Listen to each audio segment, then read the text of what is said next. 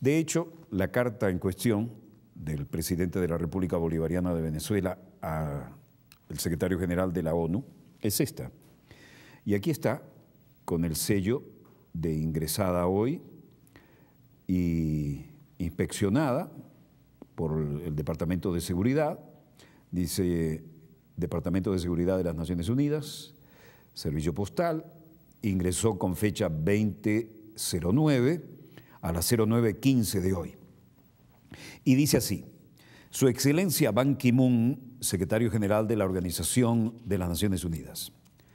Señor secretario general, distinguidos representantes de los pueblos del mundo, señores, dirijo estas palabras a la Asamblea General de la Organización de las Naciones Unidas, a este gran foro donde están representados todos los pueblos de la tierra, para ratificar en este día y en este escenario el total apoyo de Venezuela al reconocimiento del Estado palestino, al derecho de Palestina a convertirse en un país libre, soberano e independiente. Se trata de un acto de justicia histórico con un pueblo que lleva en sí, desde siempre, todo el dolor y el sufrimiento del mundo. El gran filósofo francés Gilles Deleuze, en su memorable escrito La grandeza de Arafat, dice con el acento de la verdad: la causa palestina es ante todo el conjunto de injusticias que este pueblo ha padecido y sigue padeciendo. Y también es, me atrevo a agregar, una permanente e indoblegable voluntad de resistencia que ya está inscrita en la memoria heroica de la condición humana. Voluntad de resistencia que nace del más profundo amor por la tierra. Mahmoud Darwish, voz infinita de la Palestina posible, nos habla desde el sentimiento y la conciencia de este amor. No necesitamos el recuerdo, porque en nosotros está el Monte Carmelo y en nuestros párpados está la hierba de Galilea. No digas, si corriésemos hacia mi país como el río. No lo digas, porque estamos en la carne de nuestro país y Él está en nosotros. Contra quienes sostienen falazmente que lo ocurrido al pueblo palestino no es un genocidio, el mismo Deleuze sostiene con implacable lucidez: en todos los casos se trata de hacer como si el pueblo palestino no solamente no debiera existir, sino que no hubiera existido nunca. Es como decirlo, el grado cero del genocidio, decretar que un pueblo no existe, negarle el derecho a la existencia. A propósito, cuánta razón tiene el gran escritor español Juan Goytisolo cuando señala contundentemente: la promesa bíblica de la tierra de Judea y Samaria a las tribus de Israel no es un contrato de propiedad avalado ante notario que autoriza a desahuciar de su suelo a quienes nacieron y viven en él. Por eso mismo, la resolución del conflicto del Medio Oriente pasa necesariamente por hacerle justicia al pueblo palestino. Este es el único camino para conquistar la paz. Duele e indigna que quienes padecieron uno de los peores genocidios de la historia se hayan convertido en verdugos del pueblo palestino.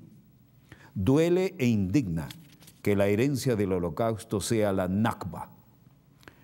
E indigna a secas que el sionismo siga haciendo uso del chantaje del antisemitismo contra quienes se oponen a sus atropellos y a sus crímenes.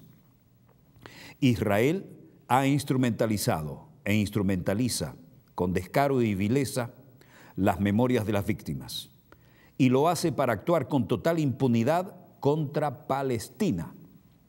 De paso, no es ocioso precisar que el antisemitismo es una miseria occidental, europea, de la que no participan los árabes. No olvidemos además que es el pueblo semita palestino el que padece la limpieza étnica practicada por el Estado colonialista israelí. Quiero que se me entienda. Una cosa es rechazar al antisemitismo y otra muy diferente, aceptar pasivamente que la barbarie sionista le imponga un régimen de apartheid al pueblo palestino. Desde un punto de vista ético, quien rechaza lo primero tiene que condenar lo segundo. Una digresión necesaria. Es francamente abusivo confundir sionismo con judaísmo. No pocas veces intelectuales judías, como los de Albert Einstein, Erich Fromm, se han encargado de recordárnoslo a través del tiempo. Y hoy por hoy es cada vez más numerosa la ciudadanía consciente que en el propio Israel se opone abiertamente al sionismo y a sus prácticas terroristas y criminales. Hay que decirlo con todas sus letras. El sionismo como visión del mundo es absolutamente racista. Estas palabras de Golda Meir en su aterrador cinismo son prueba fehaciente de ello. ¿Cómo vamos a devolver los territorios ocupados? No hay nadie a quien devolverlo. No hay tal cosa llamado palestinos.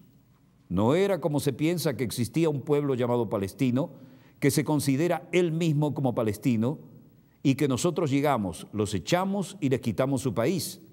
Ellos no existían. Necesario es hacer memoria. Desde finales del siglo XIX, el sionismo planteó el regreso del pueblo judío a Palestina y la creación de un Estado nacional propio. Este planteamiento era funcional al colonialismo francés y británico, como lo sería después al imperialismo yanqui. Occidente alentó y apoyó desde siempre la ocupación sionista de Palestina por la vía militar. Léase y reléase este documento que se conoce históricamente como Declaración Balfour del año 1917. El gobierno británico se arrogaba la potestad de prometer a los judíos un hogar nacional en Palestina, desconociendo deliberadamente la presencia y la voluntad de sus habitantes. Hay que acotar que en Tierra Santa convivieron en paz durante siglos cristianos y musulmanes, hasta que el sionismo comenzó a reivindicarla como de su entera y exclusiva propiedad. Recordemos que desde la segunda década del siglo XX, el sionismo ha aprovechado la ocupación colonial británica de Palestina, comenzó a desarrollar su proyecto expansionista al concluir la Segunda Guerra Mundial. Se exacerbaría la tragedia del pueblo palestino, consumándose la expulsión de su territorio y al mismo tiempo de la historia. En 1947, la ominosa e ilegal Resolución 181 de las Naciones Unidas recomienda la partición de Palestina en un Estado judío, un Estado árabe y una zona bajo control internacional, Jerusalén y Belén. Se concedió, vaya que descaro, el 56% del territorio al sionismo para la constitución de su Estado. De hecho, esta resolución violaba el derecho internacional y desconocía flagrantemente la voluntad de las grandes mayorías árabes. El derecho de autodeterminación de los pueblos se convertía en letra muerta. Desde 1948 hasta hoy, el Estado sionista ha proseguido con su criminal estrategia contra el pueblo palestino. Para ello ha contado siempre con un aliado incondicional, los Estados Unidos de Norteamérica. Y esta incondicionalidad se demuestra a través de un hecho bien concreto. Es Israel quien orienta y fija la política internacional estadounidense para el Medio Oriente. Con toda razón, Edward Said, esa gran conciencia palestina y universal, sostiene que cualquier acuerdo de paz que se construya sobre la alianza con Estados Unidos será una alianza que confirme el poder del sionismo más que confrontarlo. Ahora bien, contra lo que Israel y Estados Unidos pretenden hacerle creer al mundo a través de las transnacionales de la comunicación, lo que aconteció y sigue aconteciendo en Palestina, digámoslo con Said, no es un conflicto religioso, es un conflicto político, de cuño colonial e imperialista. No es un conflicto milenario, sino contemporáneo. No es un conflicto que nació en el Medio Oriente, sino en Europa. ¿Cuál era y cuál sigue siendo el meollo del conflicto? Se privilegia la discusión y consideración de la seguridad de Israel y para nada la de Palestina. Así puede corroborarse en la historia reciente. Basta con recordar el nuevo episodio genocida desencadenado por Israel a través de la operación Plomo Fundido en Gaza. La seguridad de Palestina no puede reducirse al simple reconocimiento de un limitado autogobierno y autocontrol policíaco en sus enclaves, de la ribera occidental del Jordán y en la Franja de Gaza, dejando por fuera no solo la creación del Estado palestino sobre las fronteras anteriores a 1967 y con Jerusalén Oriental como su capital, los derechos de sus nacionales y de su autodeterminación como pueblo, sino también la compensación y consiguiente vuelta a la patria del 50% de la población palestina que se encuentra dispersa por el mundo entero, tal y como lo establece la Resolución 194. Es increíble que un país, Israel, que debe su existencia a una resolución de la Asamblea General, pueda ser tan desdeñoso de las resoluciones que emanan de las Naciones Unidas, denunciaba el padre Miguel de Escoto cuando pedía el cese de la masacre contra el pueblo de Gaza a finales de 2008 y principios de 2009. Señor Secretario General y distinguidos representantes de los pueblos del mundo, es imposible ignorar la crisis de Naciones Unidas. Ante esa misma Asamblea General sostuvimos en el año 2005 que el modelo de Naciones Unidas se había agotado. El hecho de que se haya postergado el debate sobre la cuestión palestina y que se le esté saboteando abiertamente es una nueva confirmación de ello.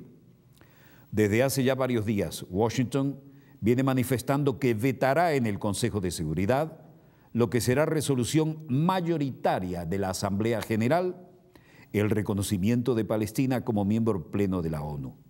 Junto a las naciones hermanas que conforman la Alianza Bolivariana para los Pueblos de Nuestra América, ALBA, en la declaración de reconocimiento del Estado palestino, hemos deplorado desde ya que tan justa aspiración pueda ser bloqueada por esta vía. Como sabemos, el imperio, en este y en otros casos, pretende imponer un doble estándar en el escenario mundial. Es la doble moral yanqui que viola el derecho internacional en Libia, pero permite que Israel haga lo que le dé la gana, convirtiéndose así en el principal cómplice del genocidio palestino a manos de la barbarie sionista. Recordemos unas palabras de Said que mete el dedo en la llaga. Debido a los intereses de Israel en Estados Unidos, la política de este país en torno a Oriente Medio es, por tanto, israelocéntrica. Quiero finalizar con la voz de Mahmoud Darwish en su memorable poema. Sobre esta tierra hay algo que merece vivir. Sobre esta tierra está la señora de la tierra, la madre de los comienzos, la madre de los finales.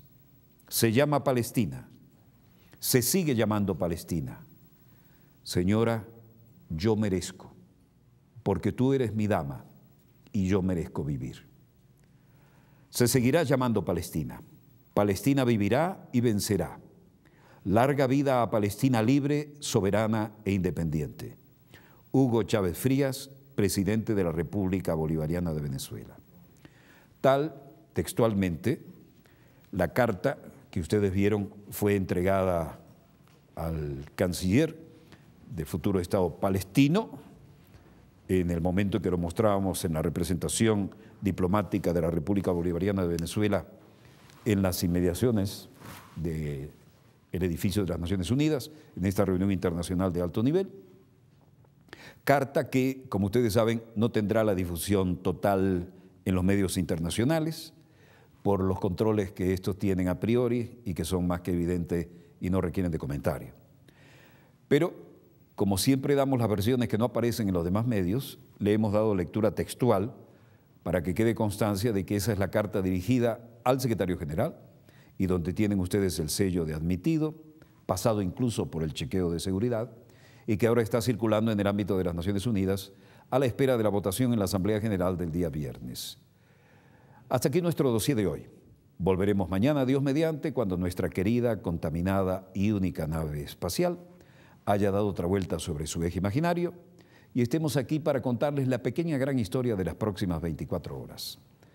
Hasta entonces, a nombre del equipo Dossier, les habló Walter Martínez. Disponga usted de las cámaras, señor director.